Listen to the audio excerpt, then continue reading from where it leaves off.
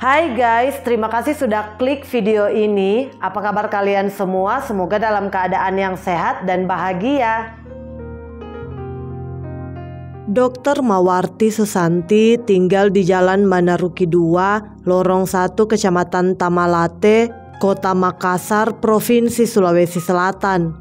Dr. Mawarti merupakan lulusan S1 Fakultas Kedokteran Universitas Hasanuddin Makassar pada tahun 2004.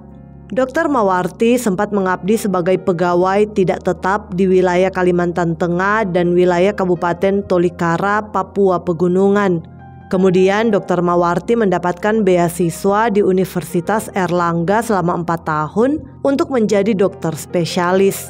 Dan setelah menyelesaikan pendidikan lewat beasiswanya itu, Dr. Mawarti pun menjadi dokter spesialis paru dan ia mendapatkan tugas di sebuah daerah di Nabire. Sehingga ia pun pindah dari Makassar ke Kabupaten Nabire, Provinsi Papua Tengah.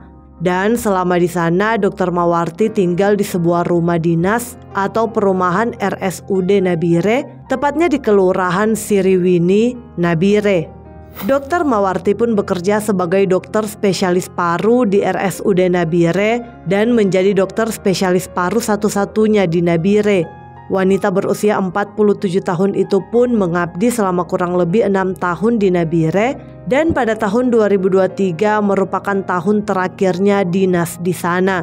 Nantinya Dr. Mawarti akan pindah dinas di daerah lain. Memasuki tahun 2023 setelah 6 tahun dinas di Nabire, Dr. Mawarti sedang menunggu kedatangan juniornya, yaitu seorang dokter spesialis paru yang akan menggantikan posisinya sebelum ia dipindah tugaskan. Nah, meskipun pekerjaan jauh dari kota asalnya yaitu Makassar, Dr. Mawarti tidak pernah mengeluh. Dia menjalani pekerjaannya dengan tulus ikhlas, membantu para pasien-pasiennya sembuh dari sakit mereka, khususnya bagian paru. Selama bekerja di RSUD Nabire, Dr. Mawarti dikenal sebagai dokter yang berdedikasi, penuh cinta, serta bertanggung jawab dalam profesinya. Menurut ibu dari Dr. Mawarti yang bernama Marta Warna berusia 70 tahun, mengatakan bahwa anaknya itu merupakan sosok yang sabar, baik, murah senyum, ramah, serta rajin beribadah dan juga dalam kegiatan rohani. Dan sifat-sifat Dr. Mawarti itu tidak hanya dirasakan oleh pihak keluarga, tetapi dalam dunia pekerjaan pun Dr. Mawarti juga dikenal baik oleh rekan-rekan kerja maupun para pasiennya. Tetapi sayang, segala kenangan indah dengan Dr. Mawarti akan berakhir dengan cara yang memilukan dan tragis bagi orang-orang yang mengenalnya, lebih khusus keluarga Dr. Mawarti. Kehilangan mendalam pun dirasakan oleh banyak pihak, di mana Dr. Mawarti ditemukan sudah tidak bernyawa di dalam rumah dinasnya, tepatnya di atas tempat tidur. Meninggalnya Dr. Mawarti ini pertama kali diketahui oleh supirnya yang berinisial M, serta 2 perawat apotek tempatnya berpraktik, yakni R dan F.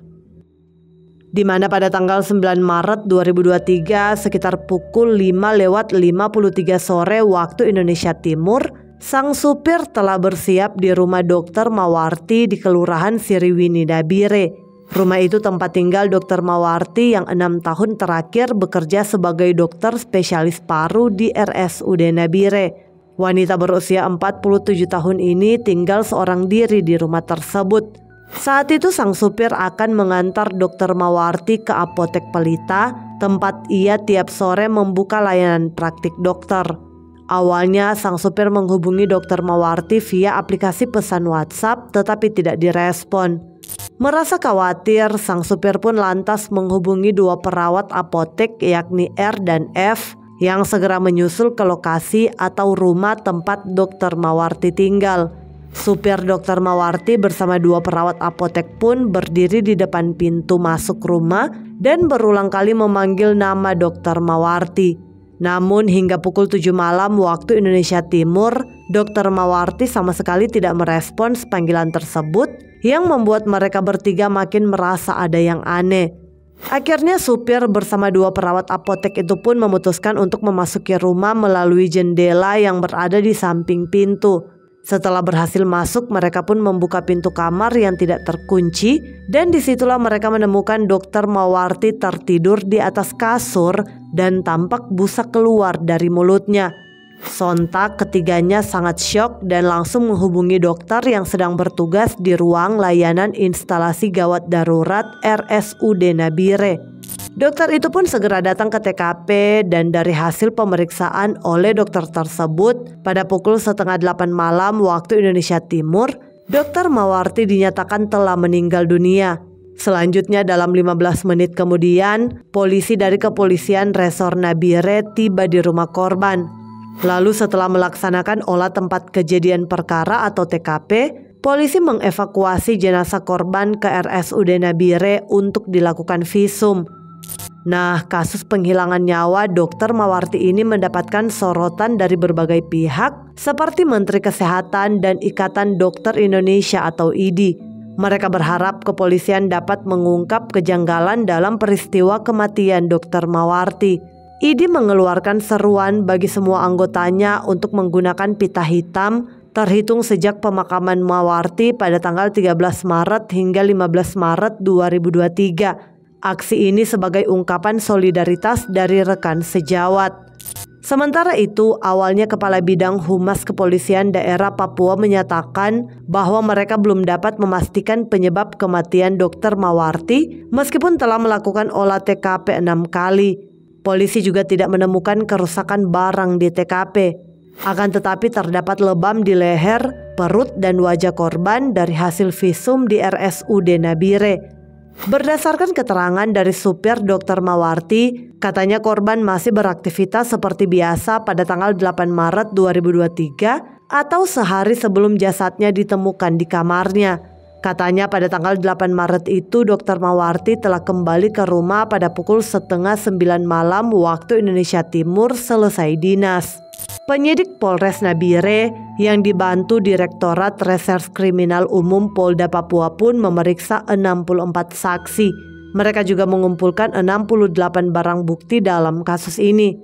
Kemudian untuk mencari titik terang penyebab kematian Dr. Mawarti, jenazahnya pun diterbangkan ke Makassar, Sulawesi Selatan, di mana pemeriksaan visum dan forensik akan dilakukan pada jenazah Dr. Mawarti di Rumah Sakit Bayangkara, Makassar. Kemudian petugas dari bidang kedokteran dan kesehatan Polda Sulsel memeriksa detail kondisi jenazah Dr. Mawarti. Mereka juga menggunakan kasa untuk mengusap area-area vital korban yang diduga terjadi kontak dengan pelaku seperti payudara. Penggunaan kasa tersebut untuk menemukan ada bukti DNA pelaku di tubuh korban. Kasa itu dikirimkan ke laboratorium Pusdokes Polri di Cipinang, Jakarta Timur pada tanggal 15 Maret 2023. Dan dari kain kasa tersebut ditemukan adanya air liur di area payudara korban. Selain itu, hasil pemeriksaan DNA yang melekat di tubuh Dr. Mawarti disandingkan dengan data primer untuk pemeriksaan DNA dari 19 saksi, yakni cairan merah, rambut, serta kuku. Pemilihan 19 saksi ini berdasarkan pemeriksaan penyidik yang menduga mereka terlibat dalam penghilangan nyawa Dr. Mawarti. Dan dari hasil pemeriksaan DNA 19 saksi di laboratorium Pusdokes Polri, akhirnya ditemukan pemilik air liur yang menempel di payudara korban. Dia adalah Kei Wenge, seorang pria petugas kebersihan di RSUD Nabire, di mana sebelumnya Polres Nabire telah mengambil sampel air liur Kei bersama 4 saksi lainnya pasca keluarnya hasil pemeriksaan tubuh korban. Dan hasilnya cocok dengan Kei Wenge.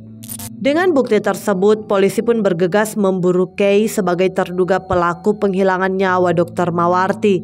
Polisi pun menangkap Kei di rumahnya di Jalan Medan, Kelurahan Karangmulia, Kabupaten Nabire pada hari Selasa 28 Maret 2023 sekitar pukul 10:30 malam waktu Indonesia Timur. Dan dalam penangkapan tersebut, Kei mengakui perbuatannya yang telah menghabisi Dr. Mawarti serta merampas telepon seluler milik korban. Penangkapan Kei merupakan wujud keberhasilan penggunaan metode Scientific Crime Investigation.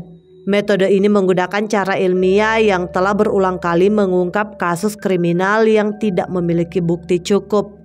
Kemudian dalam pemeriksaan di Mapolres Nabire, Kay mengaku menghabisi nyawa Dr. Mawarti karena merasa sakit hati. Ia menilai Dr. Mawarti telah memangkas uang jasa penanganan COVID dari 15 juta hingga 7 juta rupiah. Selain itu, Kay juga mengaku kesal dengan kata-kata Dr. Mawarti yang menyebut ia mendapatkan upah sejumlah itu karena hanya bertugas sebagai cleaning service. Dan berikut kronologi kejadiannya guys. Jadi pada tanggal 9 Maret 2023 sekitar pukul 8 pagi waktu Indonesia Timur, Kay keluar dari rumah kakaknya di kompleks perumahan RSUD Nabire menuju rumah korban. Kay masuk ke rumah korban melalui plafon kamar mandi. Kemudian Kay mengambil rok korban warna hitam motif bintik-bintik di dalam lemari yang berada di kamar belakang, kemudian digunakan untuk menutupi wajahnya. Setelah itu Kay keluar dari kamar tersebut menuju ke kamar korban dan berpapasan dengan korban yang saat itu baru keluar kamar tidurnya. Korban pun langsung dipukul dan dibanting ke lantai di depan pintu kamar mandi. Kay juga membekap mulut korban dengan menggunakan tangan kirinya, sementara tangan kanannya memukul dada korban dengan siku berkali-kali. Korban berusaha melawan akan tetapi tersangka Kay mencekik korban. Setelah korban tidak bergerak, korban diangkat ke tempat tidur dan jasadnya ditutupi selimut warna pink. Kay juga sempat membersihkan lantai kamar Dr. Mawarti dengan menggunakan pel dikarenakan korban mengeluarkan air seni di lantai kamar. Selain itu, Kay juga mengambil handphone milik korban sebelum kabur lewat pintu belakang dan menuju rumah kakaknya yang juga berlokasi di perumahan RSUD Nabire. Dari hasil visum di Rumah Sakit Bayangkara Makassar, terungkap bahwa korban mengalami patah tulang rusuk kiri dan kanan. Selain itu ditemukan memar pada dada korban. Adapun penyebab kematian korban ialah kegagalan pernafasan. Kondisi ini disebabkan adanya pendarahan pada rongga dada kiri dan terkumpulnya udara di rongga pleura, yakni ruang antara paru-paru dan dada. Direktur RSUD Nabire mengatakan sangat terkejut dengan aksi Kay yang telah menghabisi salah satu seorang tenaga kesehatan terbaik di RSUD Nabire. Ia menyatakan Dr. Mawarti adalah tulang punggung RSUD Nabire dalam penanganan pasien COVID. Ia juga menuturkan bahwa Dr. Mawarti tidak memiliki jabatan secara struktural, tetapi merupakan juru bicara penanganan COVID di RSUD Nabire. Dr. Mawarti juga bertanggung jawab menangani pasien COVID di ruang isolasi.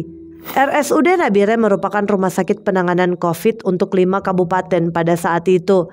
Dr. Mawarti bertugas sebagai dokter spesialis paru di Rumah Sakit Umum Daerah Nabire. Dia juga merupakan satu-satunya dokter spesialis paru di Nabire serta beberapa kabupaten di Papua Tengah. Sementara itu, Ketua Ikatan Dokter Indonesia Provinsi Papua menyatakan bahwa meninggalnya Dr. Mawarti merupakan kehilangan besar bagi pelayanan kesehatan di tanah Papua. Ia pun mengecam perbuatan pelaku yang secara keji telah menghabisi nyawa Dr. Mawarti.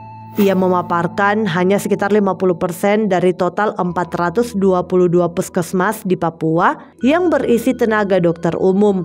Selain itu, ia juga mengatakan bahwa berpulangnya Dr. Mawarti akan berimbas besar bagi pelayanan untuk masyarakat, khususnya kesehatan paru-paru, sebab kasus tuberkulosis di Papua cukup tinggi. Akhirnya atas perbuatannya, Kepala Polda Papua menegaskan Kay akan dijerat dengan pasal 340 KUHP tentang penghilangan nyawa berencana dengan ancaman hukuman eksekusi atau penjara seumur hidup. Sementara itu, kepergian Dr. Mawarti ini meninggalkan luka yang mendalam bagi rekan-rekan tenaga kesehatan di RSUD Nabire. Pihak Dinas Kesehatan Papua Tengah juga diselimuti duka cita atas kepergian wanita lulusan Fakultas Kedokteran Universitas Hasanuddin Makassar pada tahun 2004 itu. Kami sangat berduka dengan peristiwa ini. Papua Tengah mengalami kekurangan satu tenaga ahli pasca kepergian Dr. Mawarti, ungkap pelaksana tugas Kepala Dinas Kesehatan Papua Tengah. Oke guys, sekian dulu ceritaku. Sampai jumpa di video selanjutnya. Bye.